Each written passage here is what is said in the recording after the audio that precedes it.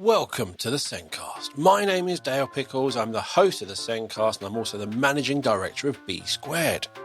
If you are a new listener, then welcome to the Zencast. The aim of the podcast is really simple. We want to reach lots of people and help everyone learn more about special educational needs and disability. In this episode, we discuss the role of technology and how to use it effectively within the classroom. And my guest joining me this week was Stephanie Smith, the head of school at the Cavendish School.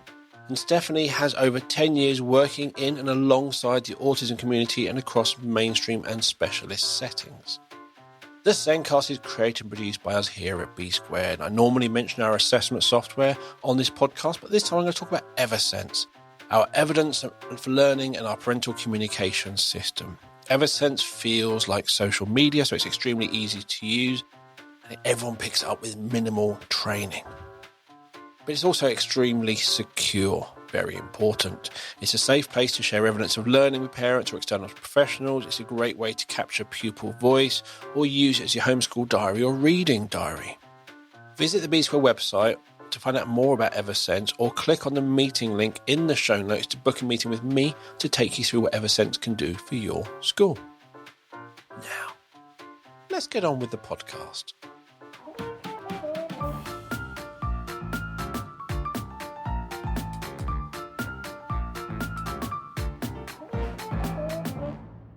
My guest this week is Stephanie Smith, the head of school at the Cavendish School. Stephanie has over 10 years working in and alongside the autism community across mainstream and special schools. The Cavendish School is Cambridge's first state-maintained special autism school, and the school's mission is enabling the self, helping pupils to enjoy learning and gain the skills to grow into independent, confident young adults ready to achieve their goals. Welcome to the show, Stephanie. Hi. I absolutely love technology, and from our previous chat or so far is you also love it. But overall in education, I feel school leaders are a bit hesitant about using technology. So what made you jump in and really make use of technology to help your students learn? This thing for me was when we look at the world outside of education, and the point of education is to have young people to be in the outside world. That's full of technology, and if we hide from it inside education, then actually we're only disadvantaging them when we leave. And as educators, we're using it all the time in assessment systems, emails, and all of that. And we need to embrace that for our children as well. Definitely, I do feel whenever you talk about handwriting in school, everyone just goes, look, we're all handwriting. You're in a room full of people with notebooks, handwriting. Yeah. And it's like hard to say that this is probably one of the only few buildings I'll go in for the next couple of weeks where anyone will actually write anything down. Because in the office we're in, most people are digital only, or they have that little notepad for writing in the moment, and then it goes digital. So, yeah, you love your paper in schools. You all do. You love your writing. And as you said, the rest of the world is different. The rest of the world is digital. It's tools, it's technology. And you use them in your job. And I do think this kind of fear of using technology, banning mobile phones, things like that, technology is bad in school, is, as you said, is not preparing them for the outside world. 100%. I mean, we talk about having functional handwriting here because it's a bugbear of mine that actually the focus is on, can you write something? And somebody always says you'll write an application form. I think in the last 2 years, I've had 3 handwritten application forms. The rest have all been completed on a computer and emailed in. So even that age-old adage is not true anymore. No, I'm very much that the handwriting process and being so transfixed on the beautiful handwriting and things like that is just a really big barrier for some students. I hate handwriting. I signed my name a couple of times in the last week, and I think I had to fill in a form for some medical thing I had to fill in by pen. But yeah, most forms now I sign are digital. I bought a car, everything was digital. There was not a single bit of handwritten information passed back and forth. Everything was digital. Please, let's just focus on what it is they're writing, how creative they are, not how well they're holding a pencil. Yeah. I mean, the other flip side to it is it's not just about that handwriting, is it? But it's also just about knowing that if you're going to use those tools as an adult, that actually it's okay to use them now and not be so antiquated. And they're the ones who are going to create the next set of things, these children, that we're going to want to use. And we're desperate to use it. So are they. Definitely. And it is that thing. I always remember being told we're preparing children for jobs that don't yet exist. And I love that line because I sit there and look back and go, yeah, when I was in primary school in the 80s, there were definitely no podcasts. And all the other things I do with the company and the software and all the stuff we do, that just did not exist in the 80s. And however much I think the world might be for my children, I have no idea where the world's going to be in 20 years. No, I mean, I was just thinking about, back in the 80s that we've recently embarked on a collaboration with the Open University for sixth form, and that used to be delivered with 2 o'clock in the morning videos on the telly and loads of books delivered to your house. And we're like, so we need a good quality device and a solid internet access, and a world of learning has opened up. So, yeah. Oh, that flashbacks to teach. There's lots of educational programs on overnight, and you'd record and set your video up to record it, and then watch it, and wheel the trolley round with the TV on.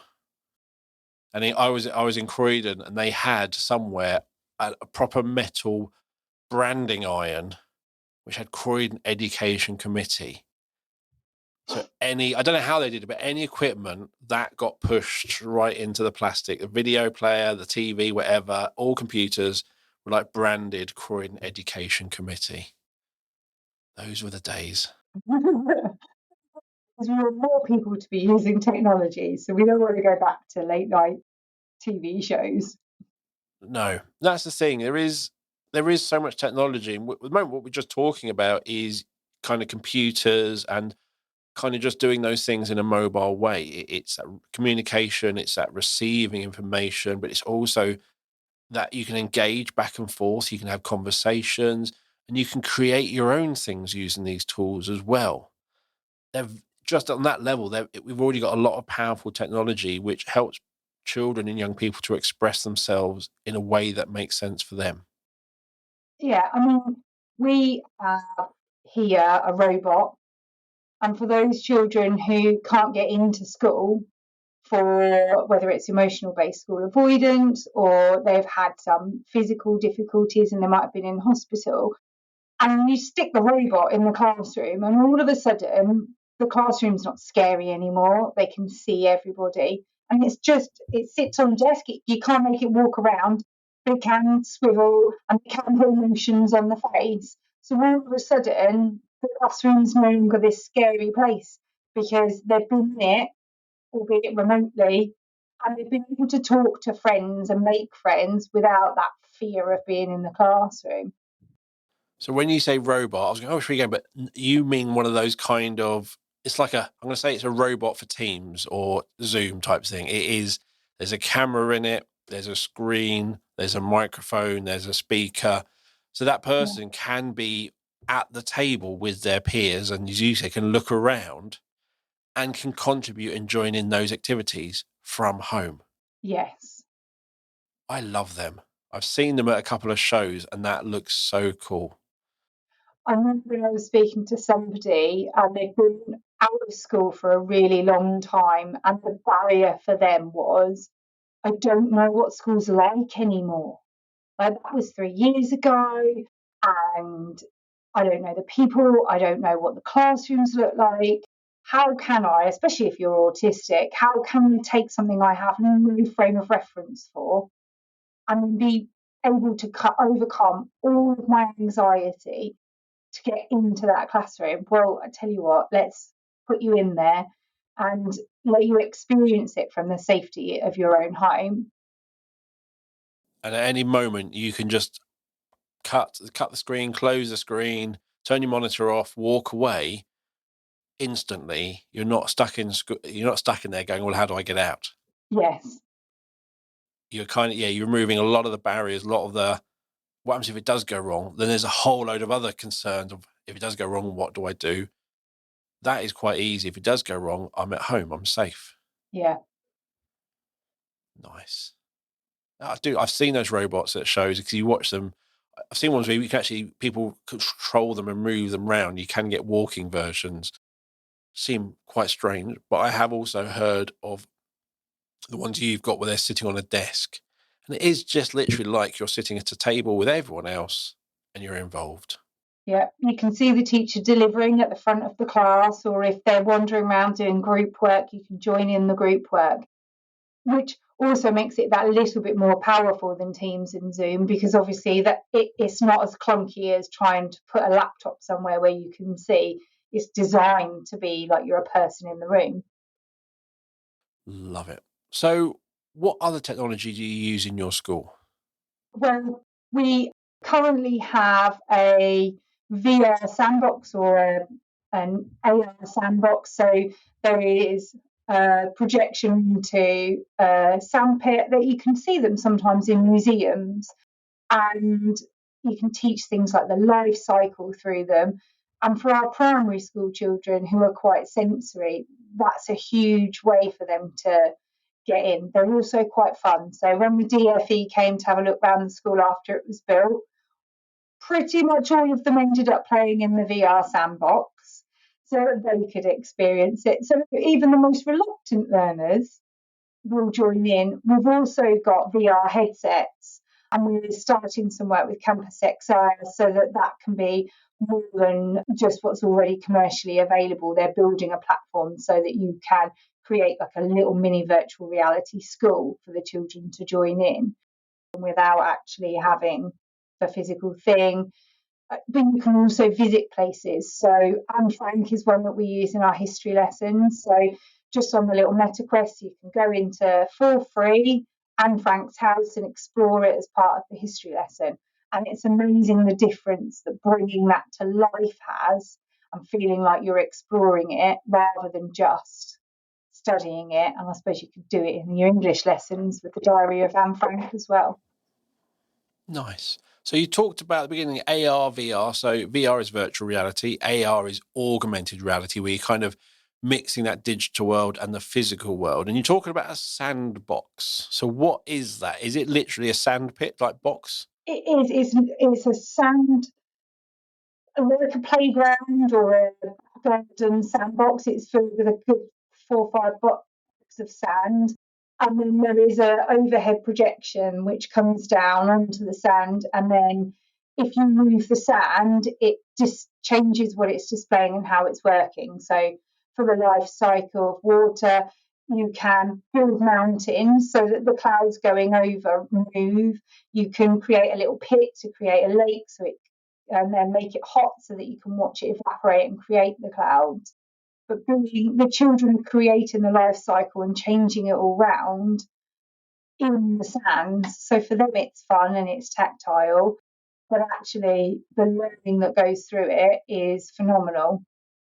Because I've watched it where I think it's the water-based one where you got these kids in the sand pit and it's like got a lake there, and they take the edge of the lake off and it just empties out into the new bit, Yeah, but all nice and dry.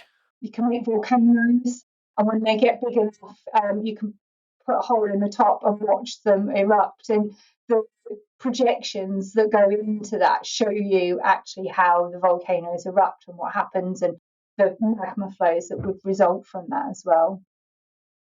That is very cool. That is very, very cool. So you're obviously using a lot of these with children, and you're using it with all age children. Yes, so tends to be when they get to year 10 and 11, because they've been doing it for quite some time with us, it's not quite as much fun anymore. They've had that, but actually it works, especially the VR headsets, it works all the way up. One of the things we do with Key Stage 4 is careers stuff through the VR. So there's a game job simulator that they do, and it's not really related to jobs, but it is a stimulus for talking then about why isn't it real? Or why is there bits that are actually quite realistic? You might be sat in a cubicle. I have seen that job simulator. I think I got a VR headset and it was like a job simulator. You can simulate what it's like to wash pots, and it's just some really random jobs of sitting in an office, but it does give you that idea of what is this job going to be like? What is the environment like? Yeah. What am I doing? And it gives you that idea. It is a game I thought was completely random, but now I've actually think about it in an educational setting, it makes sense. It does. Nice. That's the thing is, I think as adults, if I said working at McDonald's to another adult, they literally would have a load of things. They'd have a really good concept of what I meant, what maybe they might smell like at the end of the day. You would know. And if I said working at a zoo, you'd be like, that's probably great in the summer. Could probably get cold and wet and the smell of poo. You kind of would have a lot of information to go on to know what that job's like. But when you're young, you don't have that information. No. And I think using that net technology to help them visualize and kind of think about that will really help them think about what job is for me. It also opens up what you can explore, because there's so many different jobs that you might, one, not know exist, but two, it's really hard to go and experience what it's like to be a zookeeper for a day. It's not, especially for young children who are at the beginning of their careers journey, and we should never underestimate the impact of talking about adult life and careers and your interests from an early age. But this is a way to do that. And it's a fun way that taps into the fact that actually hobbies for most of these children is VR, it is video games, it is that sector. Well, let's use it to enthuse them about the next stages of their life. And that's the thing is that VR and all that tech, it is familiar to them. They might have, as you said, Oculus Quest, the Facebook stuff at home. They might be just having that at home, sharing that or using their friends. So it isn't a brand new experience. And you can just give it a tweak. So rather than being a game, which is purely just fun, you're tweaking it and they're discovering something new. But in reality, moving around would just be the same as they're playing in their games.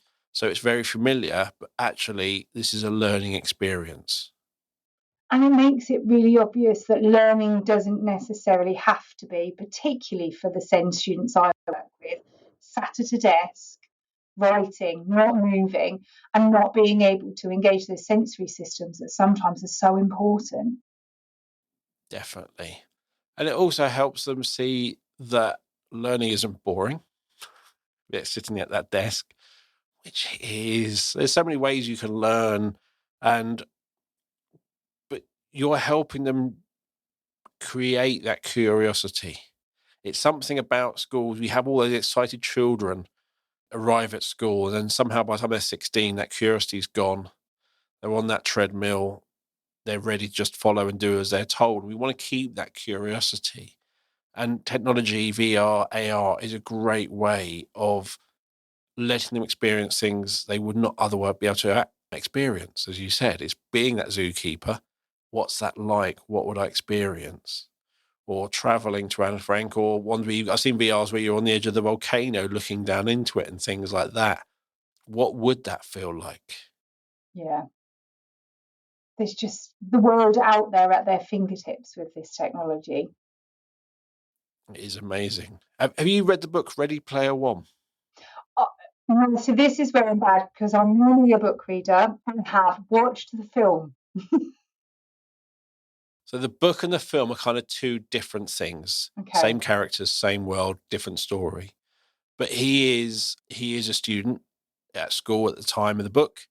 And in the book, he kind of isn't having a happy time at school and basically getting bullied and not great school.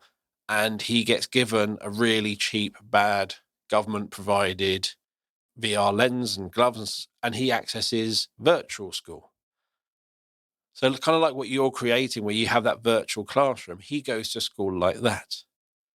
But you cannot swear in it. You can say what you want, but the swearing will not come out in the environment. You cannot do any physical violence or intimidate anyone. And it's all these sorts of things, little rules that kind of mean you kind of have to behave in there where you appear to be behaving. You can't annoy anyone, but there's a whole, but it's in the whole world. But actually, I look at that and going, I would have loved school like that because I can pay attention at my level. I can go along with the lessons, but I can also have my own stuff going on, which isn't distracting other people. So they have little windows up watching TV or doing his own reading. But I like that. And he has his friends. Because that's the thing, you still need to be able to socialize. And I think socializing VR when there is other people in front of you is different to just chatting on your phone. Yes. It will feel more like you're socializing, and you can even help people learn how to socialize in those environments.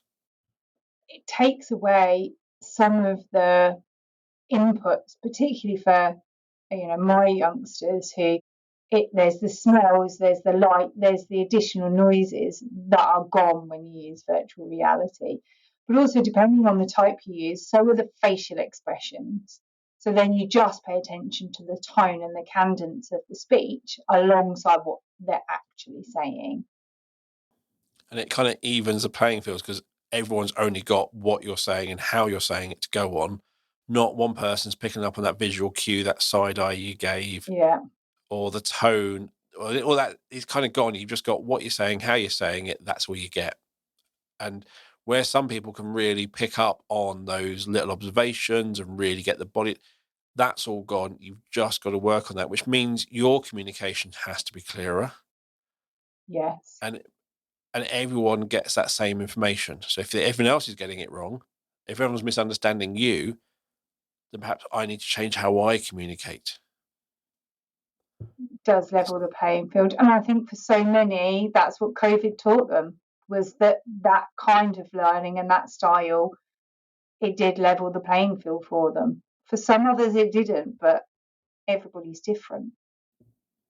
Yeah, there are some who will kind of just crack on and do really well. My daughter's loved COVID. In the feedback my daughter wrote, I didn't have to put up with the idiots. But there are those who needed that support but would not have asked. And it's that teacher walking past them and noticing they're struggling is the bit that's needed, and they need that help. So it will work for some, it will not work for others, but it's how we find those out. You've got to give it the opportunity, you've got to try it to find out, does it work, rather than just assuming it doesn't work. So we've discussed VR, we've discussed AR. Let's go for AI next. Do you use AI in your school? AI is something that we are less good at in terms of the staff are probably quite frightened of it. And it's something that we're currently working on because otherwise the children, well, our children are already telling us that they've overtaken us in this area. And it's one of those things that actually is going to be sticking around. It's not going anywhere. And it has so many uses. So the children now are using it in terms of creating their own worksheets and their own reflective feedback. So if you imagine the teacher sitting there going, you've misunderstood this element of the learning, let's go back, revisit, review and move forward so that you can, they can take that and use AI to make that feedback so personal and what they do as their next step so personal. Whereas, particularly if you're in a class of 30, that's not always as easy to do. No, what I like about AI is, let's say a teacher's given some feedback as, oh, you didn't understand why the character did this.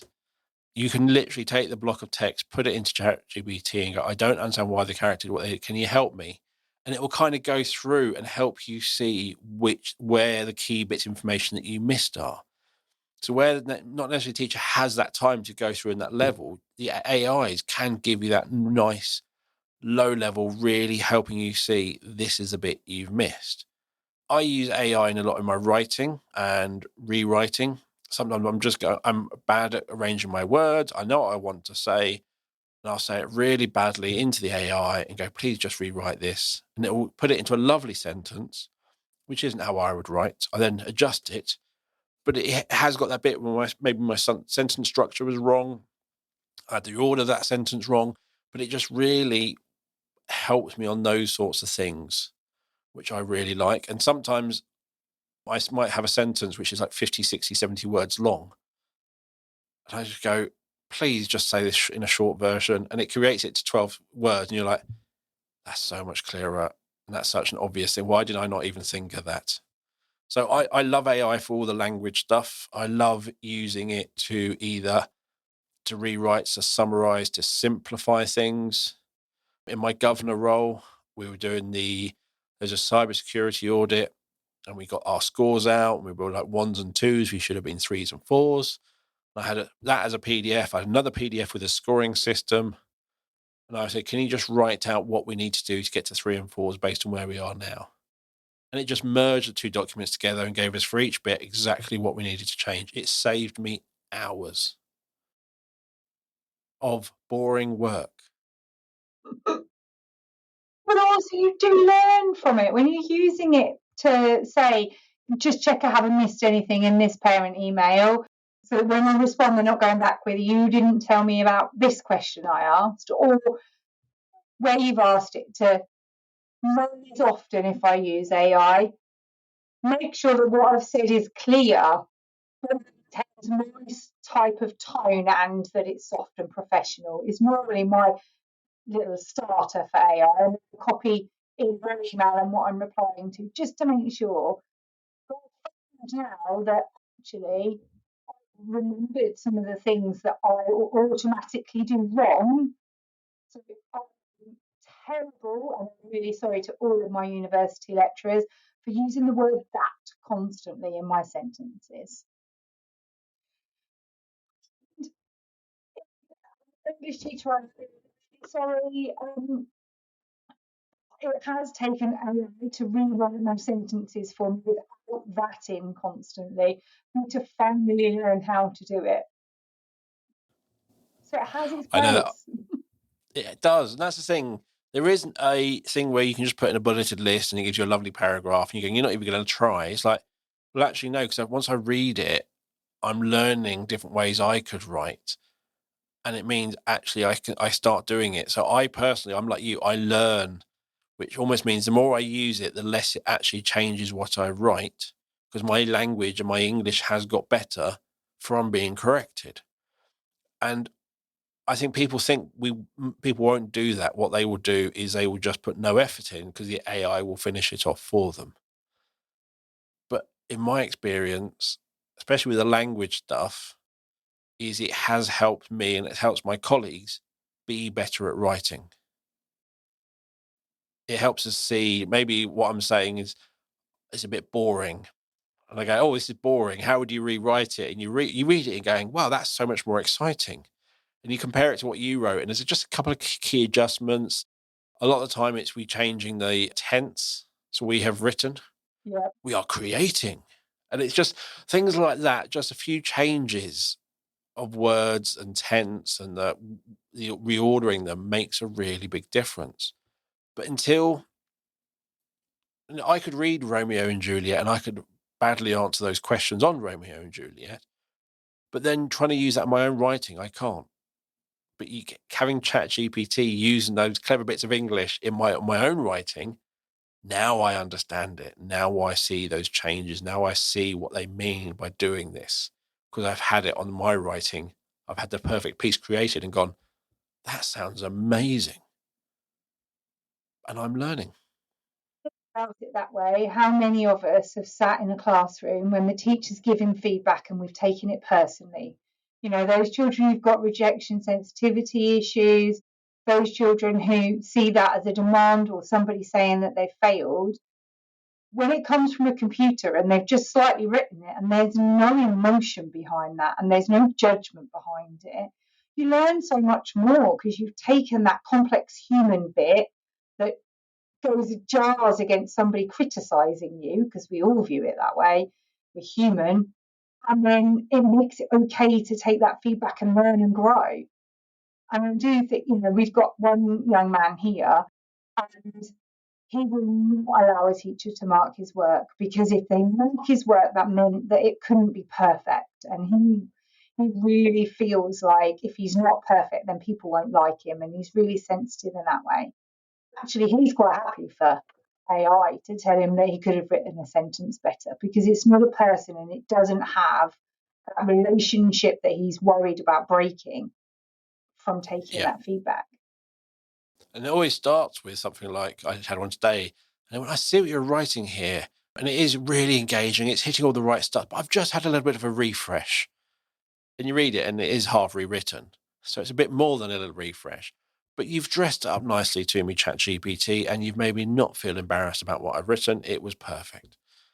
It's that wording, which, again, as teachers and as adults, when we're talking to our children, we may not get the tone right because we're kind of busy, we've got lots going on, and how we intended something to happen and how it actually came across can be different.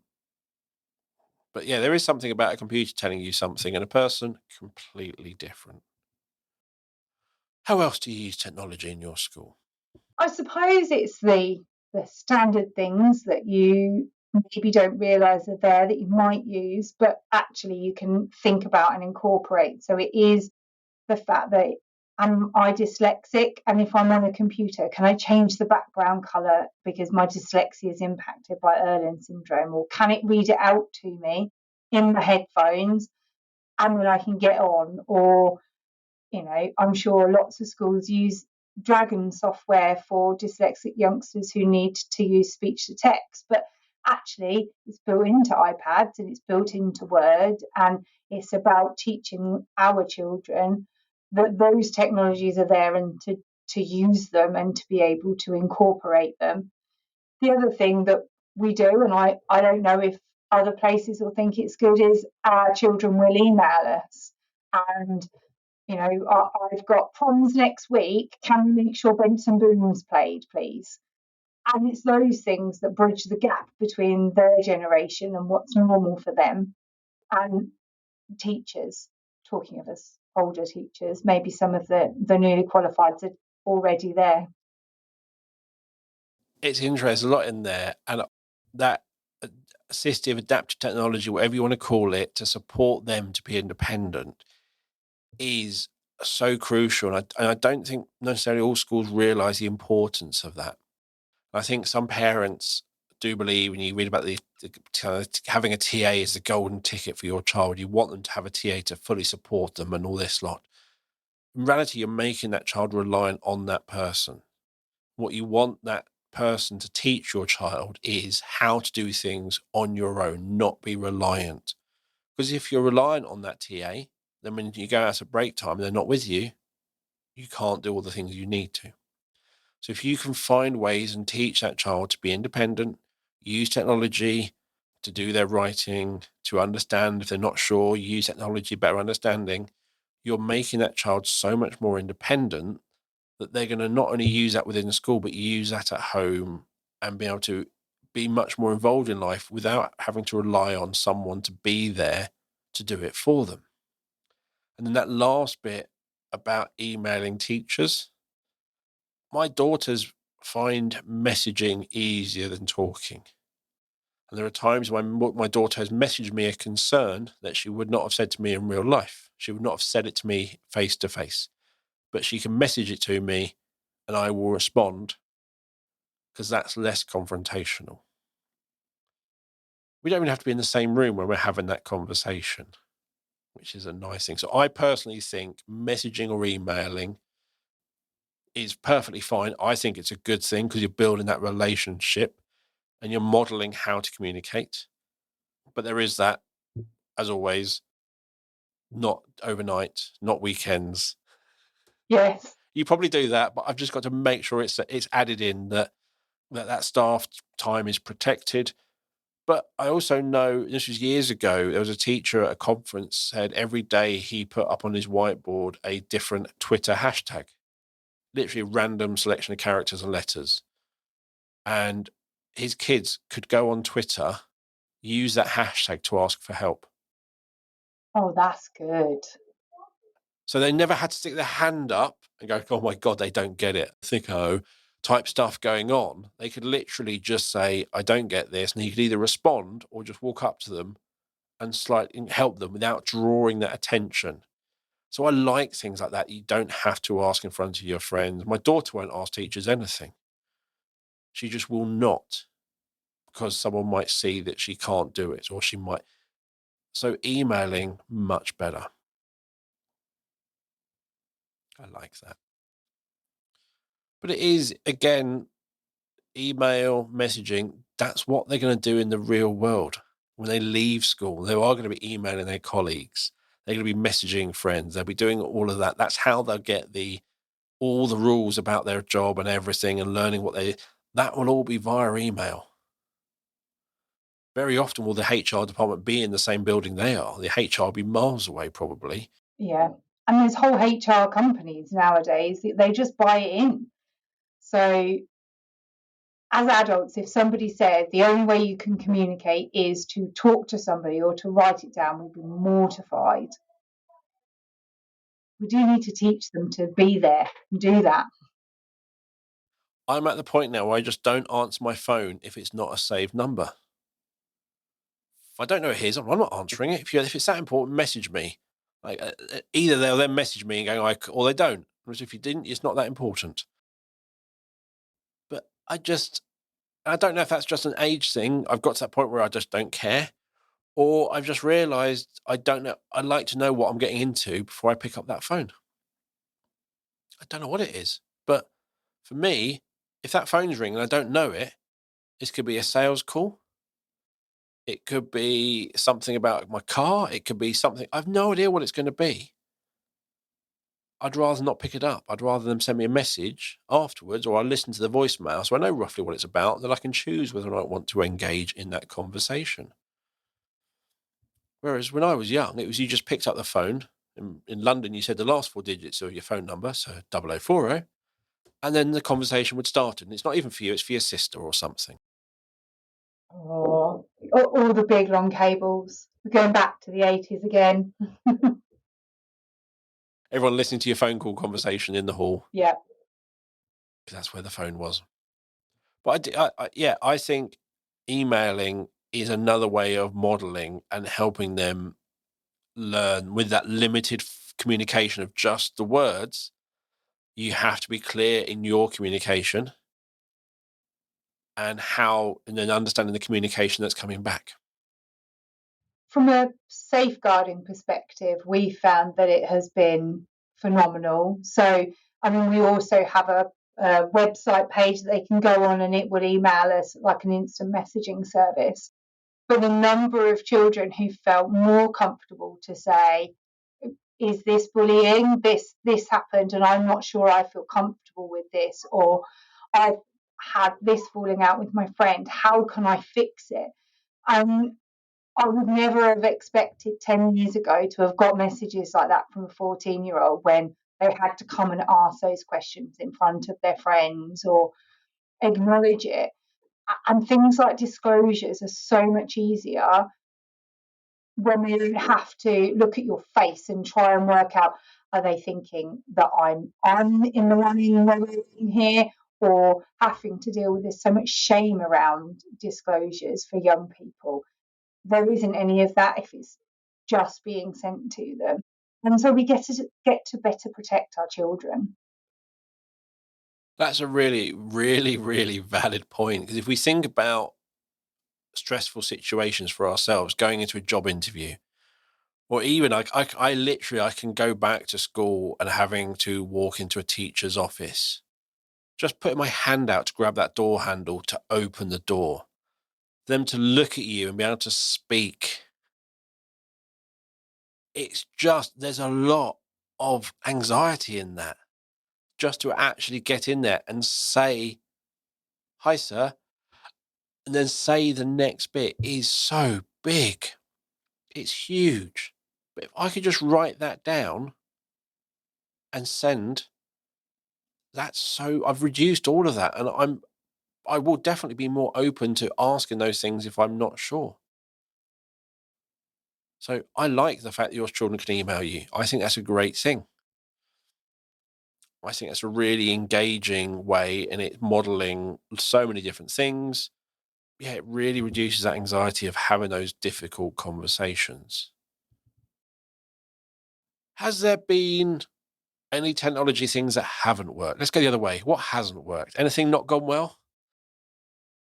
So I don't know if there is, to be fair. I think the hardest thing is the fact that when they're really upset and they're not paying attention and something gets broken, it can be expensive to fix. I do know some schools where they do it as like a loan and the parents pay it off bit by bit until it's owned by the child. We don't do it that way. But I'm yet to find something that with a little bit of creativity, you can't make work in a classroom. One of my most exciting interviews to ever witness, my assistant head is now going to blush when she listens to this. She came in and I said, I need to know my SLT can teach. You need to be able to walk the walk and talk the talk. I want a lesson. And she did a virtual reality, never met the kids before. They put on a t shirt. She had iPads and they were scanning, and it looked like they were looking at their own insides. And it was random, but she thought creatively how she could take what it was that we'd asked her to do and apply the technology to it and make it engaging. Because she said, if I don't know all of their needs and I don't know them, I have to make what I do the most exciting thing ever. And she did. Wow. I've seen those things. There are t-shirts where you can do and you put the iPad up and it kind of shows you through the t-shirt what's going on inside. Yeah. It's really clever. I think you sit there and you have that in my set. Back in the old days, there was always that mannequin or some sort of thing in the science lab with all the organs, which if you knocked it, they all fell out. And it was like a jigsaw, get them in the correct order. And seeing it there is different to looking at your friend and seeing where it would be in your. It was just, it was like that wasn't human. I don't know, but just when you start pointing at it and you're looking inside someone, it's like that is going on there. When I touch there, oh, that is that. That is that. Using things like that, where you're using it, kind of looking inside yourself, makes it much more interesting. It does. And is that then the thing that sparks somebody off to want to be a sonographer or, an X-ray technician or a doctor? Yeah, that's the thing. It's just sometimes, and again, for our generation, what excited us, probably not a lot. Didn't take much to excite our generation. But with the current generation, with all the stuff going on around them, the world around them, going into school can be really quite boring. So it's hard to be inspired by school when it's that boring. I'm not saying teachers are boring. I'm not saying that. The curriculum really doesn't help. Limited technology and funding and all that lot and all the pressures doesn't help. But that's the thing we've got to look at, is if they can have all this stuff going on outside and they come into school, it's hard to be inspiring. Yeah. It's not surprising that following COVID, attendance rates are not where they used to be. No, no. And it's interesting. There was an article today I saw, and it was something like, it was on social media, 74% of staff say spend most of their time, or 74% of their time is spent dealing with challenging behavior. And I'm like, yeah, but all behavior is a communication. So that's the child communicating that I don't want to be here. This isn't a nice environment for me. So no one's liking the environment, but we're still not changing the environment. We're still going to keep doing the same. Children are going to protest and do the challenging behavior. Teachers are going to have to deal with that and leave the profession. It's like, when will we change the environment so that everyone likes it? So I'm not saying get rid of education. It's not a case of they don't want to learn. They do want to learn, but it's got to be kind of relevant. It's got to fit in with the world around us. And I think using technology is one of those ways that can really help. It's fundamental. And I'm just going to stay away from the whole banning phones and putting them in pouches because they're evil. They're not. They're amazing. They're probably the best thing we have in school, but they have to be used correctly. And I think in technology, we're not quite there yet. I wish Apple and Google had a way you could get rid of certain apps when you're in a certain location, and it helps you use those phones for educational purposes. My daughters used them. The drama teacher puts the scripts. They all get their phones out. They access the scripts. There's no photocopying. They all have their script on their phone, sized what makes sense to them. Great. They can read it. There are so many little uses my daughter's used her phone for at school. It's brilliant. Yet they're seen as bad.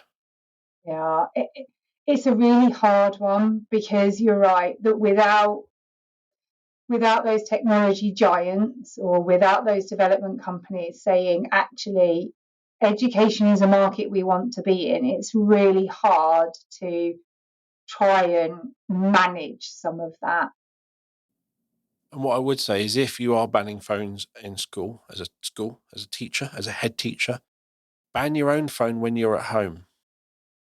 Because if you know it increases their mental health and you know it's better for them, and I see I'm trying to get off social media, but I see the amount of stuff going on Twitter or on LinkedIn or stuff around education and lots of conversations going on. And I'm like, this is probably the same effect on the children where they're kind of struggling with it all and having to feel they've got to keep up. How many teachers and head teachers and external professionals are all on social media feeling that need to keep up and feeling they need to have a presence there? Is this impacting your mental health in the exact same way as the children? But yet we haven't learned how to deal with it as adults. So we can't teach the children because we don't know how to do it ourselves yet. That's very true. I am absolutely terrible for being on TikTok following autism speakers and influencers. So much so it's a running joke because we use TikTok for little sound bites from people like Dean Beadle and Lisa Lloyd for training. But that's the thing, we end up doing it and then we're moaning about the kids doing it. And you're like, well, we need to fix ourselves. We need to learn what's healthy for ourselves and then model good mobile phone usage to our children so they learn. Because if we spend our entire time on our phone, guess what those kids are going to want to do when they grow up? Be on their phone. Yeah. It's not the phone that's the problem. It's the people and it's society. Clickbait stuff. I'm probably going to delete the Facebook app soon because it's just getting fed up of stuff. Twitter I don't do anyway. It's just it can fill a lot of time. But if you ask me, if literally I could spend a whole weekend on social media, I could probably be entertained for an entire weekend on social media. Would there be anything there would I tell anyone else about? No, not really. It was never that high quality. But I could fill a whole weekend doing nothing. And I wouldn't be bored. I'd be entertained and my endorphins, all that stuff would be going off. What have I achieved? What have I done? Has it helped me? No. Probably negatively impacted me and my health. Not getting out, not getting the exercise, not getting that social interaction with people. It's not the phones, it's the social media. Put on the VR and be doing Beat Saber, and then you'll be getting loads of exercise. Or I had a VR headset and I tried to do some spaceship stuff. I kept getting ill. But I think Beat Saber, where you're standing, those sorts of games are great because your ears and your eyes are agreeing with each other on what you're doing. Yes. It's when the VR and the eyes and your ears don't agree, that's when you can get into trouble. So we've covered a lot of technology, good things. And I also like the fact that when I asked you what hasn't worked, you went, well, nothing really hasn't worked. It generally means you choose the right things. And where it's not working, it is tweaking. Nothing's been a colossal failure because I don't think it ever generally is because you generally go in informed. So what would you say to other schools about technology? I would say don't hide from it. At the end of the day, it's already in your world. You just need to embrace it and think about how you can use it creatively because actually, if not, we're setting children up to not have the skills they need for the world that's coming. Definitely. And one thing with AI to me for staff can be a real time saver. So whether you're creating quizzes, creating worksheets, summarizing, writing reports, anything like that, AI can save a lot of time. So please, if you haven't been trying AI yet, please dive in. Dive into other things, have a look, have a play, be curious. There's a lot there which can make a difference. It can make things more engaging, it can save time, and hopefully all of that comes together to improve outcomes, because that's what it's all about, isn't it? Yeah. Cool. So thank you for coming on the show today. Really enjoyed it. I always love talking about tech. One of my favorite things. And you've given me some links so I can find out about from the school what you're up to. And you've given me a link to the VR AR sandbox and the VR Anne Frank house. So you'll find those links wherever you listen to the podcast or on the Zencast website. So thank you for listening to the show. If you haven't subscribed already, click on that subscribe button. You can follow us on social media, on Twitter, Facebook, Instagram, and even TikTok. We are there everywhere. And if you're looking for a simple, secure way to capture and share evidence of learning, or a way to capture pupil voice, a way to celebrate and share achievements, or a simple, safe way to communicate with parents, you need to have a look at Eversense. Eversense is our evidence for learning system that also is a parental engagement tool.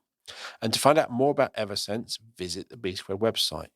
You can also find out about our CPD, read our blog, loads much more, and find out about all our other products. And you'll find a link to the website or to book a meeting with me so I can take you through Eversense and what it can do in the show notes as well. So thank you for listening. We'll be back next week with another episode of the Zencast. It's goodbye from me. Bye. Bye, everyone.